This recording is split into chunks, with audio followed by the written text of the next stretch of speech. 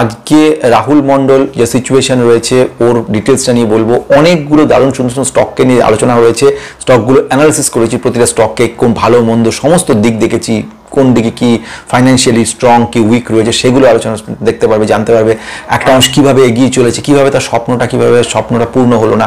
সে পড়াশুনো করে বড় হতে চেয়েছিল, হায়ার সেকেন্ডারি পরে শুরু হলো কোভিডের বিপর্যয়, চাকরি বাকরি চলে গেল, তার বাবার একটা অদ্ভুত পরিস্থিতির সৃষ্টি হলো, তাকে তখন আর্থিক ভয়ঙ্কর পরিস্থিতির মধ্যে তাকে লড়াই করার জন্য হায়ার সেকেন্ডারির পরে তাকে নিজেকে হাল ধরতে হলো সংসারের, এবং সে যখন সংসারে হাল ধরলো মাত্র 3,000 টাকা মাইনে পেত, সেই অবস্থায় সে কিন্তু লড়াই চালিয়ে গেল এবং পরবর্তীকালে তার মাইনেটা বেড়ে একটু একটু করে বাড়তে 5,500 টাকায় দাঁড়ালো। তো এর মধ্যে এই সময়ের মধ্যে গ্র্যাজুয়েশনটা কমপ্লিট করলো ছেলেটা, এবং গ্র্যাজুয়েশন শুধু কমপ্লিট করা নয়, অল্প পরিমাণ টাকা সে কিন্তু সঞ্চয় করছিল, একটা জায়গায় রাখছিল, রেখে এই গত জাস্ট 1.5 মাস আগে ও কী করলো, সব টাকাটা নিয়ে গিয়ে এই স্টক মার্কেটে ইনভেস্ট করলো, এবং প্রতি মাসে 4,000 টাকা করে সংসারে দেওয়ার পরে 1,500 টাকা যেটা পড়ে রইলো সে তার মিউচুয়াল ফান্ডে টাকাগুলো জমা করতে থাকলো। সে অদ্ভুতভাবে সে আস্তে আস্তে এগিয়ে চলছে, স্ট্রাগল করে চলেছে, যুদ্ধ এগিয়ে চলেছে। আমার কাছে প্রার্থনা করে একটা বই যদি সম্ভব হয় দেওয়ার, কারণ আজকে তোমরা দারুণ ইন্টারেস্টিং একটা মানুষের, একটা ছেলের একটা স্বপ্ন যার ছিল অতীতে একটা পড়াশোনা করে এগিয়ে যাওয়ার, সে লড়াই উদ্যম থামেনি তার, সে এগিয়ে চলেছে প্রচণ্ডভাবে, এবং আমরা জানি সে একদিন ঠিক মতো পৌঁছে যাবি। ঠিক আজকে যে আর্থিক অবস্থা খারাপ রয়েছে, আগামী বছরগুলো আগামী দিনে ও কিন্তু বিশাল অর্থের মালিক হতে চলেছে, এবং সেটা সম্ভব হবে এই স্ট্রাগলের মধ্যে দিয়ে যেসব মানুষগুলো রয়েছে, যেসব মানুষগুলো স্ট্রাগল করে চলেছে তাদের মধ্যে থেকে। চলো আমরা দেখে নিই। রাহুল মণ্ডল, তখন কোভিড পিরিয়ড চলছে, প্রচণ্ড চাপ, আর্থিক প্রচুর অবস্থা খারাপ, তার মধ্যে চলেছে ওদের সংঘর্ষের জীবন, বহু লোকের মতো যাদের চাকরি চলে গেছিল। ওর বাবা আর্থিকভাবে অত্যন্ত দুরবস্থা। সেই কথাগুলো ওর মুখ থেকে শুনি। কি বলতে চাইছি, আমি হায়ার সেকেন্ডারি দেওয়ার পর লকডাউন হয়ে যায়, তারপর বাড়ির অবস্থা খুব খারাপ হয়ে যায়, তারপর থেকে কাজ করা শুরু করি, পাশাপাশি পড়াশুনো করতাম, তারপর গ্র্যাজুয়েশন পাশ করলাম নিজের টাকায়, আর কিছু টাকা বাড়িতে দিতাম লড়াই। তার পরবর্তীকালে চাকরি যখন শুরু হলো, সেই প্রচণ্ড লকডাউন চলছিল সে সময়, কোভিডের সময়। তার পরবর্তীকালে হায়ার সেকেন্ডারি পরীক্ষার পরে নিজের এখানে ওখানে সেখানে কোনো রকমভাবে জোগাড় করে গ্র্যাজুয়েশনটা কমপ্লিট করলো, কিন্তু চাকরি বাকরির অবস্থা খারাপ, তেমন কোনো চাকরি নেই। তো ও তখন কি শুরু করলো, তখন 3,000 টাকা মাইনেতে চাকরি করতো একটা জায়গায়। এই 1.5-2 বছরের মধ্যে ওর কিন্তু মাইনেটা বেড়ে হলো 5,500 টাকা মাত্র। একটা মানুষ কিভাবে চলে সংসারে তার বাবা মা, টোটালটা বৃদ্ধ বাবা মার ওপরে, তার উপরে ডিপেন্ডেন্ট, পুরোপুরি নির্ভরশীল হয়ে গেছে। সব টাকা 5,500 টাকার মধ্যে 4,000 টাকা সংসারে দিয়ে দিত, আর 1,500 টাকা করে ও এই শেয়ার মার্কেটে ইনভেস্ট করে চলেছে। এখন আমি শুধু কাজ করি, বাবার বয়স হয়েছে আর কাজ করতে পারে না স্যার। আমি 1.5 মাস হলো অ্যাঞ্জেল ওয়ানে অ্যাকাউন্ট খুলেছি, আমি 2টো এসআইপি স্টার্ট করেছি, একটু দেখে দেবেন এসআইপিগুলো ঠিকঠাক হয়েছে কিনা। আমার পোর্টফোলিওতে 52,000 টাকা ইনভেস্ট করেছি, আস্তে আস্তে বাড়াতে চাই, অল্প অল্প করে 20 বছর রাখতে চাই স্যার। 20 বছর পর কত হতে পারে বলবেন স্যার, আর কোন স্টকগুলো রাখবো আর কোন সেল করব বলে দেবেন প্লিজ। আর স্যার এবং এই চলছে ওর যুদ্ধের জীবন, এখনও প্রচণ্ড নিডি, অত্যন্ত আর্থিক অবস্থা খারাপ। আমরা জানি না বন্ধু, মাত্র 5,500 টাকা দিয়ে একটা মানুষের সংসার কিভাবে চলে, এত ভয়ানক অবস্থা। এটা সত্যি একটা সাংঘাতিক জায়গা। আমার ধারণার বাইরে ছিল একটা মানুষকে সংঘর্ষ কত দূর হতে পারে। আজকে তোমাদের সঙ্গে আলাপ করালাম রাহুল মণ্ডলকে, ওর চিঠিটা দেখবে, খুব দুঃখজনক, কিন্তু ছাড়েনি। মাত্র 1,500 টাকা করে জমিয়ে চলেছে এসআইপির মাধ্যমে।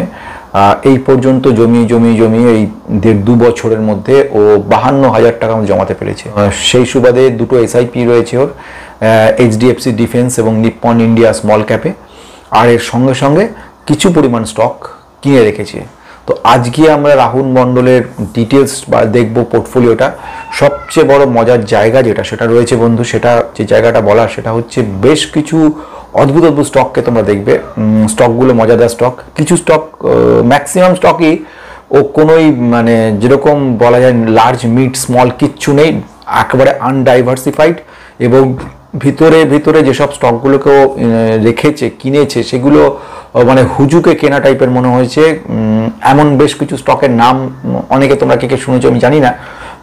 তো আজকে স্টকগুলো আমরা দেখে নেব। ওর পোর্টফোলিওটা অ্যানালাইসিস করতে হবে, তারপরে ওর কি রিটার্ন পেতে পারে ও জানতে চেয়েছে, যে আমি একটা রিটার্ন ভালো যেন পেতে পারি। আমার মাত্র 22 বছর বয়স, সামান্য মাইনে, এবারে আমি মাইনের হিসেব করে দেখে নিয়ে তারপরে কাজটা হবে। তো রাহুল মণ্ডল, এবারে আমি তোকে তুই করে বলবো, অনেক ছোট তুই। প্রথম যে ঘটনাটা তোকে আমি বলার সেটা হচ্ছে যে তোকে কিন্তু এত কম টাকা রাখলে হবে না, 1500 টাকা করে রাখছে, আর 500 টাকা করে তুই বাড়া। মানে আমি যেটা বলছি 2000 টাকা করে অন্তত তুই রেখে যায়। যদি এইটুকু তুই রাখতে পারিস তাহলে পর কিন্তু তোর ভবিষ্যৎ কিন্তু বড় রিটার্ন তুই পেতে পারিস। একদম নিশ্চিন্তে নির্ভাবনায় তুই কাজ করে যা, যে টাকাটা পাচ্ছিস এরপরে তুই আস্তে আস্তে চেঞ্জ কর, মাইনে আস্তে আস্তে বাড়বে, তোর মাইনেও যখন চেঞ্জ হয়ে থাকবে। কিন্তু মিনিমাম আমি তোর কাছ থেকে 2000 টাকা করে এক্সপেক্ট করবো শেষ পর্যন্ত, মানে তোর রিটায়ারমেন্ট পর্যন্ত। তো এইটা তো এর বেশি অবশ্যই তুই রাখবি, আমি মিনিমাম টাকাটা ধরে নিচ্ছি, তারপরে তুই এরপর বাড়াবি যখন মিনিমাম কি হতে পারে সেটা তোকে বলবো। তো দেখ, একটা ঘটনা, তুই যেসব স্টকগুলোকে নিয়েছিস সেইগুলো নিয়ে আমার কিছু বক্তব্য আছে। আর স্যার আমার একটা ছোট্ট আবেদন ছিল, যদি আপনি আমাকে একটা বই দিতেন শেয়ার মার্কেট নিয়ে তাহলে খুব ভালো হতো। যদি আপনি মনে হয় তবেই দিয়েন স্যার, খুব ভালো থাকবেন স্যার, ধন্যবাদ, আমার প্রণাম নেবেন স্যার। কতখানি কষ্টের মধ্যে, কত আর্থিক অবস্থার মধ্যে দিয়ে মানুষ চলেছে। 5500 টাকা মাইনেতে কোনো মানুষের চলতে পারে আমি ভাবতে পারি না। তার মধ্যে 4000 টাকা সংসারে দিচ্ছে আর বাকি টাকাটা 1500 টাকাও জমা করছে। আর ঘটনা 20 বছর রাখতে চাইছে। তোকে আমি যেটা বলবো রাহুল, আর একটু বেশি করে রাখ। 20 বছরের থেকে অন্তত তুই যদি সম্ভব হয় আরও একটু বেশি বছর রাখ। কেন বলছি এই কথাটা, 20 বছরে তোর রিটার্নটা অনেক কম হয়ে যাবে। তার থেকে বরঞ্চ 28 বছর মতো রাখলেও তোর সুবিধা আছে। তাহলে তোর, কারণ যত দিন যাবে তোর রিটার্ন পার্সেন্টেজটা আস্তে আস্তে আস্তে আস্তে অটোমেটিক কম্পাউন্ড হবে। কম্পাউন্ডের এটাই সুবিধা। তো এবার আমি চলে আসবে, চলো। 500 টাকা করে দুটো মিউচুয়াল ফান্ডেও ইনভেস্ট করে যাচ্ছে, এইচডিএফসি ডিফেন্স ফান্ড আর Nippon India small cap fund. ঘটনা এইখানে ইন্ডিয়া স্মল ক্যাপ ঠিক আছে, Nippon India, HDFC defence fund ঠিক আছে, কিন্তু এছাড়া তোকে কিন্তু একটা ভালো টাকা, আমি পরে তোকে বলে দিচ্ছি, অন্তত আরেকটু টাকা তোকে কিন্তু জমা করে যেতে হবে। এটা না করলে নয়। তোর জায়গায় পৌঁছতে গেলে অন্তত 2000 টাকা তোকে কিন্তু এসআইপি প্রতি মাসে করতেই হবে, নাহলে কিন্তু হবে না। সেটা বুঝে তোকে এগোতে হবে। চলে আসা যাক, ওর 52,000 টাকা জমা করেছে, 1.5 মাস হয়েছে, রিটার্ন তেমন কিছু নেই। চলে আসা আদানি পাওয়ার রেখে দিয়েছে 3টে কোয়ান্টিটি, ঠিক আছে, কোম্পানিটা এখন রেখে দিয়েছি, সেটাকে অফ করতে বলছি না। আচ্ছা, সেকেন্ড হচ্ছে অঞ্জনি ফুডস। এই অঞ্জনি ফুডসকে নিয়ে প্রচুর চলছে কথাবার্তা, এবং এখনকার দিনে এমনই পরিস্থিতির সৃষ্টি হয়েছে, এখন হচ্ছে মোদি স্টক বলে মানে এখন পলিটিক্যাল লোকেদের নাম অনুযায়ী সব স্টকগুলো তৈরি হচ্ছে। চন্দ্রবাবু নাইডু স্টক বলে অঞ্জনি চলছে, আবার নীতিশ কুমার স্টক বলে আবার একটা স্টক আসছে। তো এইরকম ঘটনা হয়ে গেছে, কারণ বেসিক্যালি এরা যেহেতু সরকারের সাপোর্টে রয়েছে, ফলে এক্সট্রা অনেক সুযোগ সুবিধা পাবে বলে ইনভেস্টররা মনে করছে, আর সেই মতো কিন্তু দেখছে। একেবারে একটা পেনি স্টক। এই স্টক নিয়ে ডিটেলসে আসছি। এই স্টকগুলো দেখলেই আতঙ্কিত হয়ে যাওয়ার মতো স্টক। এইসব স্টকের অরিজিনালে তো কোনো ভ্যালু তেমন ছিল না, তো একবার উঠলো, আবার পড়লো, আবার এখান থেকে নিচে নেমে এলো। তো এটা দেখে আমার খুব মনে পড়ছে যে ঘটনা, সেটা হচ্ছে ছিল 1 টাকা স্টক, হয়ে গেল 60 টাকা, 72 টাকা, আবার নেমে এলো, কোথায় দাঁড়ালো 17 টাকা। তার মানে ছিল 1 টাকা স্টক, এখন আছে 46 টাকা, 60-70 টাকা, যাবে 700 টাকা। এইসব গল্প স্টক এগুলো কতখানি ডাউন করেছে ভাবতে পারো 2021 থেকে 2022-এর মধ্যে। স্টকটার মধ্যে এমন কি রয়েছে যে জন্য স্টকটা এই অবস্থা? 74-75%, 78%, কখনো কেউ যদি এই অবস্থা দাঁড়ায় 80%-এর উপর, তাহলে সেই মানুষটার কি হাল হবে? সেই পোর্টফোলিওর মধ্যে স্টকটা তার কী অবস্থা করছে? যদি 5 বছরের দেখো সিচুয়েশন, 3000% রিটার্ন দিয়েছে, ঠিক কথা, কিন্তু তোমার রিটার্ন পরিস্থিতি কীরকম? একবার উঠছে, আবার পড়ছে, আবার উঠছে, কত দেখো 69-70% ডাউন হয়ে গেল, আবার এখান থেকে ওটা শুরু হলো। কীরকম অদ্ভুত ধরনের। এবারে যদি আমি এক বছর দেখি, 1 বছরে 106% রিটার্ন দিয়েছে, 6 মাসের মধ্যে 34% রিটার্ন দিয়েছে।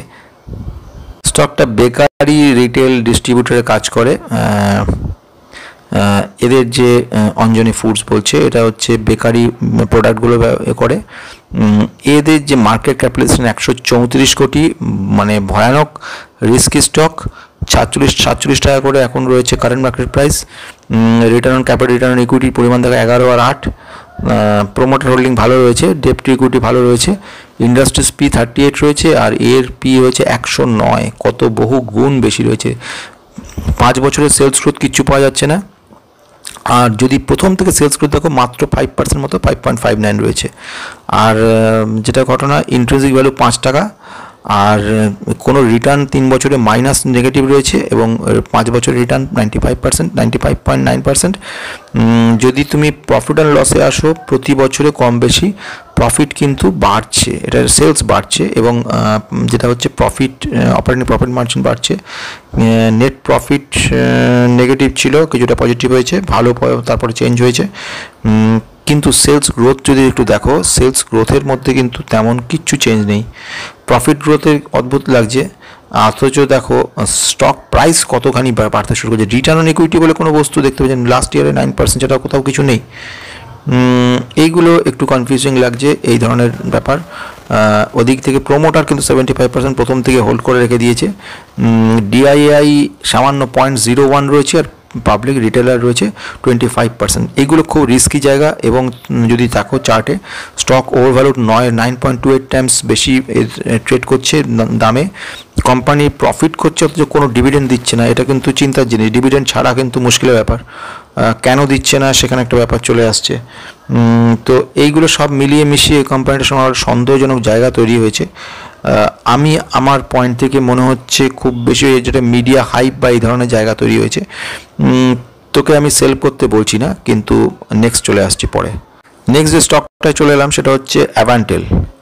অ্যাভান্টেলকে নিয়ে কিন্তু কয়েকজন প্রশ্ন করেছিল, অ্যাভান্টেলটাকে নেওয়া যেতে পারে। অ্যাভান্টেল তো ভালো রিটার্ন দিতে শুরু করেছে, দেখা যাক। অত্যন্ত রিস্কি স্টক, 16% রিটার্ন দিয়েছে একদিনের মধ্যে। আমরা যদি একটু লং টাইমে দেখি, 260% রিটার্ন দিয়েছে আমাদেরকে, এবং সেটা হয়েছে কিন্তু 1 বছরের মধ্যে। 5 বছরে 4000% রিটার্ন দিয়েছে। কোম্পানিটা কিন্তু প্রথম দিকে পুরো ফ্ল্যাট ছিল, তেমন কিচ্ছু বাড়েনি, বা এমন সিচুয়েশন ছিল না যে কোনো কিছুর ইম্প্রুভমেন্ট। কিন্তু পরে দেখলাম আমরা আস্তে আস্তে যখনই এই সমস্ত আত্মনির্ভর ভারত হলো, বা তারপরে ভারত সরকার যে সমস্ত প্রজেক্টগুলো নিল ইন্ডিজিনিয়াসলি, যেমন ডিফেন্সের সমস্ত যে ইনস্ট্রুমেন্টগুলোকে সমস্ত অর্ডার দেওয়া শুরু করলো, এক্সপোর্ট শুরু করলো, তখন কিন্তু এই কোম্পানিটা আস্তে আস্তে ইমপ্রুভমেন্ট হওয়া শুরু হয়ে গেল। এই কোম্পানিটা কী কাজ করে আমরা একটু দেখব। কোম্পানিটা কিন্তু electronic goods, defence electronics product, radar এবং সফটওয়্যার, নেটওয়ার্ক ম্যানেজমেন্ট সফটওয়্যার, এই সমস্ত ব্যাপারে কাজ করে। রিস্ক স্টক 3087 হচ্ছে small cap company. Current market 164 রয়েছে, এবং যদি ইন্ট্রিনসিক ভ্যালু দেখতে চাও, দেখতে পাবে ইন্ট্রিনসিক ভ্যালু রয়েছে 69, মানে ওভার ভ্যালুর জায়গায় রয়েছে। প্রফিট অ্যান্ড লস থেকে দেখতে পারবে প্রতি বছরে এর কিন্তু সেলসটা বাড়ছে, প্রতি বছরে কিন্তু সেলস গ্রোথ বেড়ে চলেছে, আমরা এটা দেখলাম।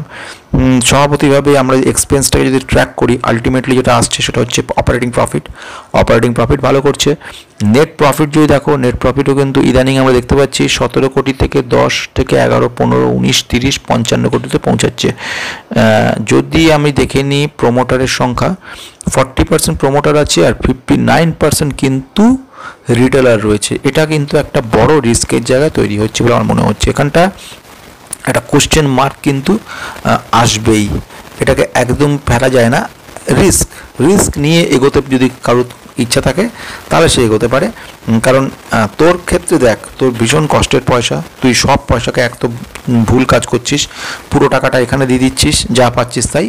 এরপরে যখন একটু মাইনে বাড়বে বা সিচুয়েশন তৈরি হবে, কিছু টাকা কিন্তু আলাদাভাবে অন্য জায়গায় রাখবি, পুরো টাকা এখানে ঢালিস না। আর দ্বিতীয়ত, যেসব স্টকগুলোকে তুই নিয়ে রেখেছিস, কে তোকে বলেছে জানি না, হঠাৎ করে এই পরিস্থিতিতে তুই এই সব স্টক কেন নিতে গেলি, আমি তো সেটা বুঝতে পারছি না। একটা মানুষ যে যখন সে ইনভেস্ট করে, তখন তার ইনভেস্টমেন্টের একটা তো জায়গা থাকে।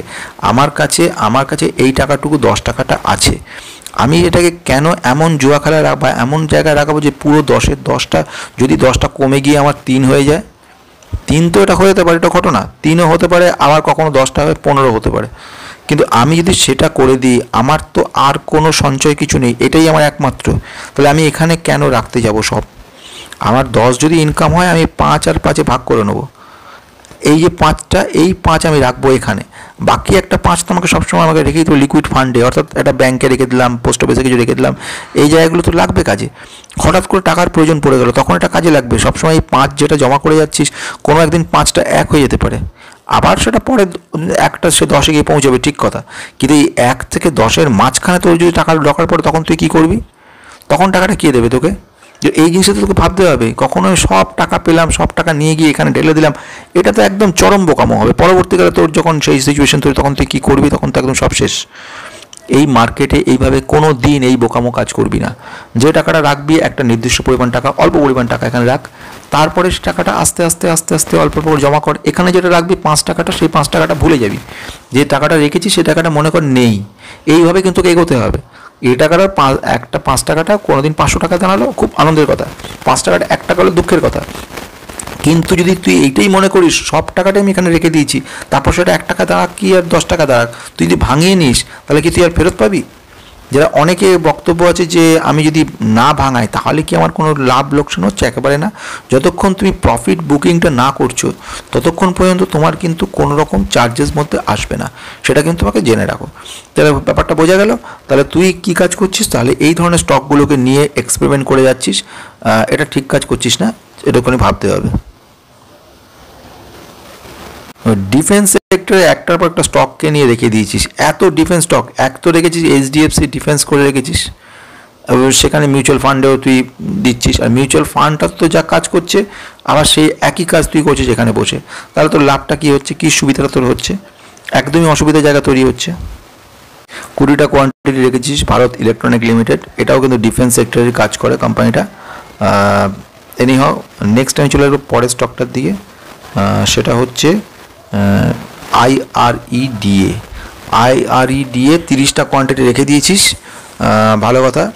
এটা ভালো স্টক, কন্টিনিউ করে যাক, কিছুটা ডাউন হবে, খুব রিস্কি। এবারে আসছি IRFC। সব মানে মোটামুটি এক টাইপের নিয়ে রেখেছিস। IREDA যে কাজ করছে, IRFCও কাজ করছে। IREDA রেলওয়ে সেক্টরে কাজ করছে, IREDA আদার সোলার যে সমস্ত জায়গায় রিনিউয়েবল এনার্জির কাজ হয় সেখানে ধার দেনা করে দিয়ে থাকে এরা। দুটোই কিন্তু NBFC টাইপ। দুটোই ভালো কোম্পানি, দুটোই ভবিষ্যতে তোকে ভালো রিটার্ন দেবে। আচ্ছা, নেক্সট হচ্ছে জেপি পাওয়ার। জেপি পাওয়ারটা তুই নিয়েছিস কীভাবে কাজে? হঠাৎ কী আনন্দে নিতে গেলি? 100টা কোয়ান্টিটি নিয়ে 19 টাকা দাম দেখেছিস, নিয়ে রেখে দিলি। এত কষ্টের তোর যে টাকা রাখছিস, এটা তোর বলে কষ্টের বলে মনে হচ্ছে না। তোর মনে হচ্ছে তুই টাকাগুলোকে এনেছিস জুয়া খেলার জন্য। এইভাবে কেউ রাখে টাকা? যখন রাখছিস তোর যে এত কষ্টের টাকা, তুই এটা 52,000 টাকা তুই এখানে ইনভেস্ট করেছিস, 1,500 টাকা তোর মাসের সঞ্চয় হচ্ছে এখন। সে সময় মাইনে আরও কম ছিল, কীভাবে পারতিস সে টাকা? এই টাকাটা জোগাড় করে এবারে রাখলি। 19 টাকা 77 পয়সা করে দাম, 100টা কোয়ান্টিটি, মানে 2,000 টাকার কাছাকাছি তুই এখানে নষ্ট করেছিস। কি স্টকটা কেমন স্টক? 5 বছরে তোকে রিটার্ন দিয়েছে 889% রিটার্ন দিয়েছে। ম্যাক্সিমাম রিটার্নটা একবার দেখে নে কীরকম, কী ধরনের স্টক, এটা চিন্তা করে দেখ। ছিল দেখ 30 টাকা, পৌঁছলো গিয়ে 123 টাকা, আর তারপরে উঠলো না, নেমে গেল তো 6 টাকা 5 টাকাতে। কোথায় কী সব কাণ্ড হয়ে গেল দেখ। 131 টাকা থেকে ঝাড় খেয়ে নেমে গেল 100% মোটামুটি ঝাড় হয়ে গেছে। তার থেকে নেমে গেল কোথায়? 29 টাকা থেকে 40 টাকা, 107 টাকা, 136 টাকা থেকে নেমে এলো 27 টাকা, আবার উঠলো। তো এই ধরনের স্টকগুলো ইনভেস্ট করার কোনো মানে আছে? দেখ অবস্থাটা দেখ। স্টকটা হচ্ছে কী কাজ করে? হাইড্রো ইলেকট্রিক প্ল্যান্ট ইনস্টল করেছে, আর থার্মাল এবং ইলেকট্রিসিটি জেনারেশনে কাজ করছে। এইবারে যেটা ডাইরেক্ট চলে আসবে যেটা, সেটা হচ্ছে প্রোমোটার হোল্ডিং 24% মাত্র রয়েছে। আর তাও যারা রেখেছে সেটাও আবার প্লেজ করে রেখেছে, কত সাংঘাতিক, 80% মতো কিন্তু প্লেজ করে রেখেছে, বন্ধক করে দিয়েছে। বুঝতে পারছিস তো? একই তুই দেখছিস প্রোমোটার সংখ্যা, প্রোমোটার মাত্র 24% রেখে দিয়েছে স্টেক, আর সেটা আবার 79% ধার করে মানে বন্ধ করে রেখে দিয়েছে। মানে বুঝতে পারছিস কখন কী পরিস্থিতি হতে পারে। আর রিটেলারের অবস্থা দেখ, রিটেলারের সংখ্যা দেখ, 51% রিটেলার করে রেখেছে। কোনো এক সময় টোটালটা ফেসে যাবে, সব টাকাটা নষ্ট হয়ে যাবে।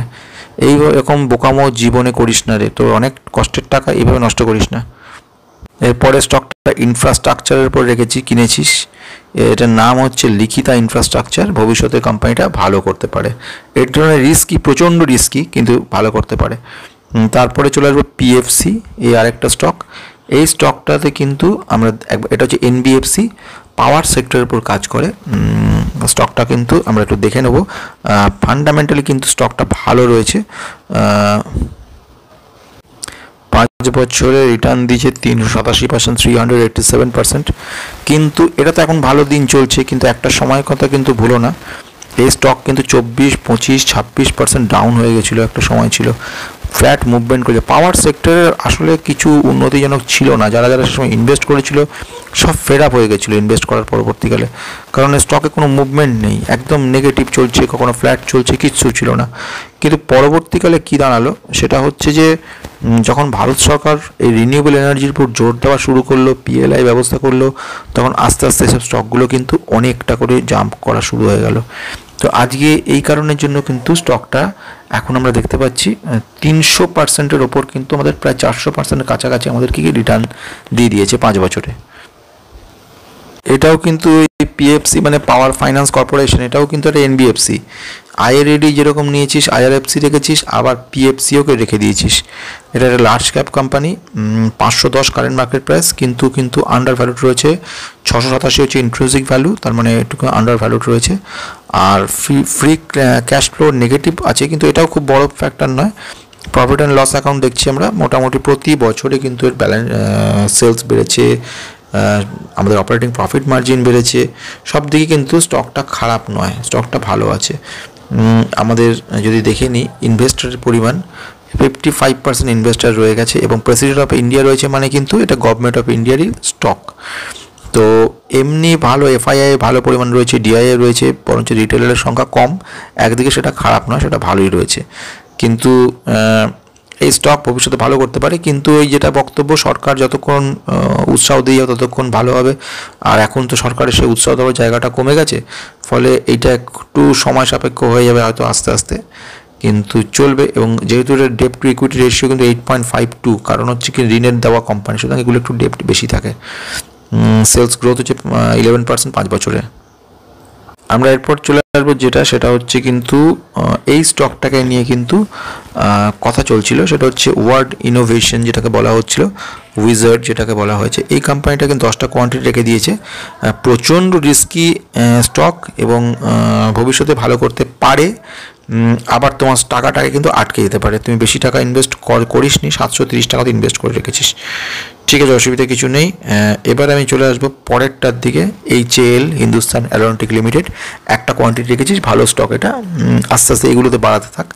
নেক্সট আমি যাবো সেটা হচ্ছে হাইটেক গিয়ার। হাইটেক গিয়ার কিন্তু বেশ মজার স্টক।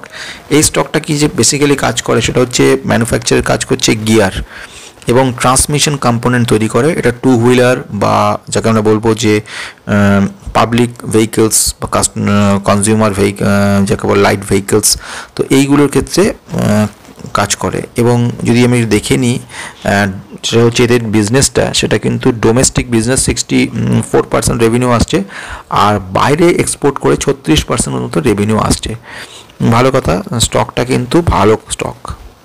এই স্টকটার কথা বলছি, বেশ মজাদার স্টক। 4000% রিটার্ন দিয়েছে ম্যাক্সিমাম, 5 বছর রিটার্ন দিয়েছে 319%, 1 বছর রিটার্ন দিয়েছে 171%। হাইটেক গিয়ার লিমিটেড, বেশ এই কোম্পানিটা কিন্তু ফান্ডামেন্টালি খারাপ নয়, একদম small cap company. 1905, micro cap বলা যেতে পারে। কারেন্ট মার্কেটের প্রাইস 1014, বহু হাই ভ্যালুয়েশন রয়েছে। যদি দেখো ইন্ট্রিনসিক দেখো 354, যদি পির কম্প্যারিজন করে নিই আমরা, স্টকটার পি হচ্ছে 51 রয়েছে, আর ইন্ডাস্ট্রিজ পি 32 রয়েছে, প্রচুর ওভার ভ্যালুড রয়েছে। যদি দেখি বছরে বছরে প্রফিট কিন্তু বাড়ছে, ঠিক আছে, অপারেটিং প্রফিট ঠিক আছে, এক্সপেন্সেস কিছু বেড়েছে। নেট প্রফিট একটা সময় নেগেটিভ হয়েছিল আমরা দেখলাম, পরে আবার একটু চেঞ্জ হয়ে এখন নেট প্রফিটটা ভালো জায়গায় রয়েছে। লায়াবিলিটির পরিমাণ বরোয়িং সেটা কিন্তু কিছুটা কমিয়েছে আমরা দেখতে পাচ্ছি। আর যদি দেখি ক্যাশ ফ্লো নেগেটিভ রয়েছে। আচ্ছা, প্রোমোটারের সংখ্যা কিন্তু 56%, মোটামুটি প্রথম থেকেই 56 রয়েছে। এফআইআই কিছু এন্ট্রি নিয়েছে সামান্য পরিমাণে, ডিআইআই কিন্তু নেই কোনো। আর যেটা আছে সেটা হচ্ছে রিটেল পাবলিকের সংখ্যা মানে রিটেলার, তারা 43% মতো কিন্তু হোল্ড করছে কোম্পানিটা। তো রিস্কি কোম্পানি, কিন্তু ভবিষ্যতে কোম্পানিটা কিন্তু একটা পজিটিভ আশা দেখাচ্ছে আমাদেরকে। এছাড়া নেক্সট যে স্টকটা সেটা হচ্ছে হার্ডকো, এটাকে কন্টিনিউ করে যাবি, ভালো স্টক। ইনফ্রাস্ট্রাকচারে আইআরবি, এটাও কিন্তু খারাপ স্টক নয়, মোটামুটি 73 টাকা করে দাম রয়েছে মার্কেট প্রাইস, 22টা কোয়ান্টিটি কিনে রেখেছে, ঠিক আছে। আইআরকন ইন্টারন্যাশনাল ভালো স্টক, রেলওয়ে সেক্টরে রয়েছে, আশা করা যায় স্টকটা ভালো করবে। তো এই পর্যন্ত মোটামুটি আমাদের দাঁড়ালো আজকের পোর্টফোলিও ডিটেল স্টকগুলো। তো এবারে রাহুলের আমরা এবারে কী কী রাখতে হয়, ডাইভার্সিফিকেশন কীভাবে করা যায়, কতটা রিটার্নও পাবে, সেইগুলো নিয়ে এবারে বলবো আমরা।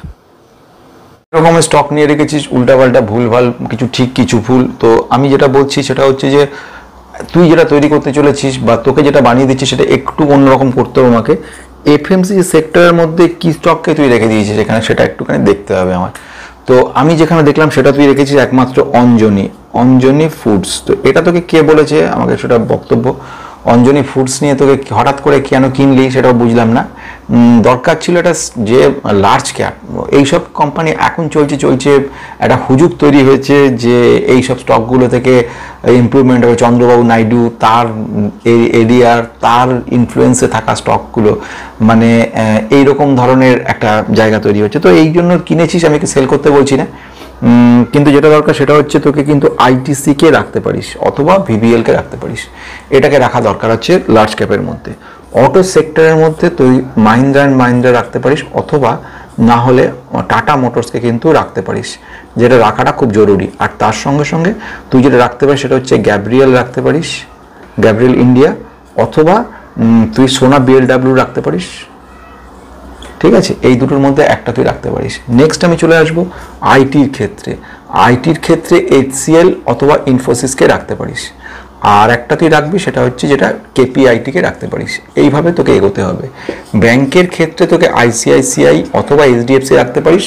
আর একটা তুই রাখতে উজ্জীবন স্মল রাখতে পারিস, উৎকর্ষ রাখতে পারিস, আইডিএফসি ফার্স্ট ব্যাংক রাখতে পারিস। যে কোনো একটা এই তিনটের মধ্যে রাখতে পারিস। তো সেই হিসেবে করে দিলাম। আর এখান থেকে কেমিক্যালের মধ্যে তোকে একটা রাখতে হচ্ছে, স্মলের মধ্যে এফসিএলকে রাখছিস। আর এখানে তুই রাখতে পারিস সেটা হচ্ছে দীপক নাইট্রেটকে রাখতে পারিস। আমি এছাড়া আরও অনেক হয়, আরও অনেক বেশি হয়, আমি তোকে মিনিমাম সাজিয়ে দিচ্ছি যেগুলো করা যায়। তুই এর রেলের মধ্যে তুই কি রেখেছিস এখনো পর্যন্ত কিন্তু আমি কিছু খুঁজে পেলাম না। তো রেলের মধ্যে তুই যেটা রাখতে পারিস সেটা হচ্ছে আরভিএনএলকে রেখে দিতে পারিস। আর একটা রাখতে আইআরএফসিকে রাখতে পারিস। এইভাবে তৈরি করে নে। আর ডিফেন্সটাকে তুই রেখে দিয়েছিস, ডিফেন্সটা আমি এখানে ইনক্লুড করিনি। ডিফেন্সটা ইনক্লুড যদি হয় তাহলে ওটাকে আমি এইচএএল যেটা রয়েছে আর অ্যাভান্টেল রয়েছে, অ্যাভান্টেলটা রাখতে পারিস। এই হিসেব করে দুটোকে রাখছিস, এইচএএল আর অ্যাভান্টেল। তো এইবারে আসছি যে ঘটনা সেটা হচ্ছে এই ব্যাপারগুলো ঠিকঠাক মতো না হলে কিন্তু তোর পোর্টফোলিও ডাইভার্সিফিকেশন হবে না। যদি সেটা না হয় এর পরে যখন মিড এবং স্মলের ক্ষেত্রে যে বড় পরিমাণে পরিবর্তন আসতে চলেছে সেইগুলোর জন্য কিন্তু বিপদে পড়ে যাবি। তো সেই কারণের জন্য এই কাজটা তোকে করতে হবে। তো বোঝা গেল ব্যাপারটা। এইবার আসছি থার্ড পার্টটা, যে থার্ড পার্টে কি আছে সেখানে তোর বক্তব্য ছিল আমি রিটার্ন কি পেতে পারি। তো তোকে ভাই একটা প্রথম ঘটনা সেটা হচ্ছে রাহুল, প্রতি মাসে ইনভেস্ট করে যেতে হবে। যদি মনে করিস যে স্টকে ইনভেস্টমেন্ট করবি না, মিউচুয়াল ফান্ডে যেরকম করছিস সেরকম করে যাবি, তাহলে মিউচুয়াল ফান্ডের ক্ষেত্রে তুই যেটা রেখেছিস এইচডিএফসি ডিফেন্স হিসেবে রেখেছিস, যখন ওইভাবে দেখাটা ঠিকঠাক লাগছে না আমার। আমি তোকে এই দুটো ছাড়া বা এই দুটোকে অফ করে, যেমন নিপ্পন ইন্ডিয়া স্মল ক্যাপকে ঠিক আছে, কিন্তু এইচডিএফসি ডিফেন্সের জায়গায় তুই যেটা রাখতে পারিস সেটা হচ্ছে এক নাম্বার এইচডিএফসি যাকে বলতে পারি মিড ক্যাপ অপরচুনিটি ফান্ড, অথবা পরাগ পারেখ ফ্লেক্সি ক্যাপ, এটা রাখতে পারিস। এই তিনটে জিনিসকে এই দুটো রাখতে পারিস। অথবা আর একটা থার্ড আছে সেটা হচ্ছে এসবিআই এর কন্ট্রাব্যান্ড বলে, এটাকে তুই রাখতে পারিস কন্ট্রাব্যান্ড। এই তিনটের মধ্যে যে কোনো একটাকে তুই রাখতে পারিস এবং সেখানে তুই 2000 টাকা করে মোটামুটি জমা করে যেতে পারিস। যদি এইভাবে জমাটা তুই করে যেতে পারিস তাহলে সেক্ষেত্রে তোর যে রিটার্নটা আসবে, দেখ যেহেতু রাহুল তোর এখন এই মুহূর্তে মাইনে কম রয়েছে, আমি তোর কাছ থেকে যেটা চাইছি সেটা হচ্ছে 2000 টাকা করে প্রতি মাসে তুই এটা জমা করার চেষ্টা কর। এই টাকাটা তোকে জমা করতেই হবে। তুই 1500 বলছিস, 2000 করে নে যেভাবে হোক। এইবার 2000 টাকা করে তুই যদি জমা করিস, তোর এখন বয়স 22 বছর, দুটো একশো অপশন হয়। তোর যখন 60 বছর বয়স হবে সেই পর্যন্ত তুই রাখতে পারিস, অথবা তোর যখন 50 বছর বয়স হবে সেই পর্যন্ত রাখতে পারিস। তুই যদি মনে করিস 50 বছর পরে আমি আর কাজই করবো না, তোকে যে টাকাটা দিয়ে দেওয়া হবে, যে টাকাটা তুই পাবি মোটামুটি যা হিসেব থেকে বেরোচ্ছে তাতে তুই মোটামুটি ভালো মতোই তোর চলে যাবে সংসার, বা ভালো মতো তুই চাপ ছাড়া চলে যাবি। আর যদি তুই বলিস না আর একটু বেশি চাই, তাহলে পর কিন্তু 60 বছরে আসতে হবে। 50 ইয়ার্স যখন তোর বয়স হবে, যদি আজ থেকে সুন্দরভাবে শুরু করি, মানে আগামীকাল থেকে শুরু করিস, তাহলে তুই যেটা পাবি সেটা হচ্ছে অ্যাপ্রক্সিমেট এইখানে, অর্থাৎ এসআইপি যখন তুই করছিস 2000 টাকা করে, সেখান থেকে তুই কিন্তু চলে আসবে তোর 1,56,00,000 টাকা চলে আসবে। দ্যাট মিনস 1.56 crores তোর কিন্তু চলে আসছে এখান থেকে। আর এটা গেল এ। আর তোর বি পার্ট হচ্ছে লামসাম তুই যেটা রেখেছিস, সেখান থেকে তুই যেটা পাবি সেটা, মানে যেটা তুই 52,000 টাকা রেখেছিস, আর কোনো টাকা ইনভেস্ট করলি না, শুধু এই জায়গায় পড়ে আছিস, তাহলে পরও এইটা যখন তোর 28 বছর কন্টিনিউ চলবে, মানে এটা 50 মানে তোর হচ্ছে 20 ইয়ার্স কিন্তু চলছে এটা, তো সেখানে যখন চলবে তখন তুই এটা থেকে পাবি প্রায় 85 লক্ষ টাকা মতো পাবি, 85.71 লাখ মতো মোটামুটি এইখানে তুই পেয়ে যাবি। বুঝতে পারছিস এই দুটো মিলিয়ে তোর কি পরিমাণ চলে যাচ্ছে, 2 কোটি ছাড়িয়ে যাচ্ছে তোর অ্যামাউন্টটা, মানে যথেষ্ট বড়। এবারে তুই যখন যাকে বলে ইনফ্লেশনটা যখন ধরে নেব 28 বছর, তাতেও তোর আজকের দিনের মোটামুটি 1 কোটি টাকার কাছে চলে আসছে, মানে মোর দ্যান সাফিসিয়েন্ট একটা মানুষের জন্য, একটা ফ্যামিলির জন্য মোটামুটি। এর জন্য বিশাল যদি আলাদা বিরাট ব্যাপার স্যাপার না থাকে, নর্মাল মানুষ বাঁচতে চায়, যথেষ্ট বেশি হয়ে যায়। সেকেন্ড ওয়ান, তুই যদি বলিস না আমি 60 পর্যন্ত রাখবো, তাহলে সেক্ষেত্রে তোর ওটাই চলে যাবে 3.47 crores। শুধু এটার কথাই বললাম, আর তোকে কিছু করতেই হবে না। দুটো কাজ করতে পারিস, 50 বছর যখন বয়স হবে তখন তুই 85 লাখ টাকাটা এনজয় করতে পারিস, নিয়ে এটা অন্য জায়গায় ফিক্সড করে রাখলি, কাজ হয়ে গেল। আর এই টাকাটাকে রেখে দিলি, কন্টিনিউ 2000 কন্টিনিউ চালিয়ে গেলি আরামসে চোখ বুঝে। তো ওই 3.5 কোটি, মানে ওটাকে যখন ইনফ্লেশনটাকে ধরেও নেই, তার ক্ষেত্রে তো 2 কোটি টাকা কাছে চলে আসছে, কাছাকাছি। তো একটা সুন্দর জায়গা তৈরি হয়েছে। আর কি হলো, বাড়লো কমলো আমি সব বাদ দিচ্ছি, যদি তোর হাতে যদি 1 কোটি 1.5 কোটি টাকা চলে আসে, সে তুই ভাব সেই মুহূর্তে তোর কি সিচুয়েশন দাঁড়াবে, কতটা তুই ফ্রি হয়ে যাবি। এটা হলো মিনিমাম 2000-এর কথা। তোর মাইনে তো আর আজকে 5,500, মানে 28 বছর পরেও 5,500 টাকা থাকবে না। 5,500টা আজ রয়েছে, এরপর যখন কোম্পানি চেঞ্জ হবে সেটা ডবল ট্রিপল হতে থাকবে, আর সেখানে তোর 20,000-25,000 টাকা চলে যাবেই, এবং তারপরে আরও বাড়বে, বহুগুণ বাড়বে। তো ন্যাচারালি সেখানে তোর 2,000 করে তখন রাখবি না, তখন তুই 20,000 করে রাখতে পারবি। ফলে তোর এই অ্যামাউন্টগুলো 3.47 থাকবে না, সেটা 10 crore 12 crore চলে যাবে। ওই জন্য তোর আমি মিনিমামগুলো ধরে নিয়ে আজকে এই জায়গায় দাঁড় করালাম। Interesting video. তোমরা যারা নতুন রয়েছে সাবস্ক্রাইব করে বেল আইকনটা প্রেস করে দেবে, কারণ তাতে ইন্টারেস্টিং সব ভিডিওগুলো, ইনফরমেশনগুলো, পোর্টফোলিও অ্যানালিসিসগুলো তোমার কাছে চটপট পৌঁছে যাবে। আর একটা পোর্টফোলিওর মধ্যে বিভিন্ন স্টককে নিয়ে আলোচনা করি, এই সব স্টকগুলো তোমার কাছে পৌঁছে যাবে। তো আজকের মধ্যে এখানে শেষ করছি। রাহুল, তোকে অনেক শুভেচ্ছা জানাই। আর তোর আরেকটা ব্যাপার হচ্ছে, সেটা হচ্ছে বই নিয়ে তুই বলেছিস, তো আমি চেষ্টা করবো একটা বইয়ের ব্যবস্থা করা যায়। তুই আগে এইটা ব্যবস্থা ঠিকঠাক কর, আমাকে একটা মেল করবি, ডিটেলস ঠিকানা লিখে, আমি দেখবো তোকে কীভাবে বইটা দেওয়া যায়।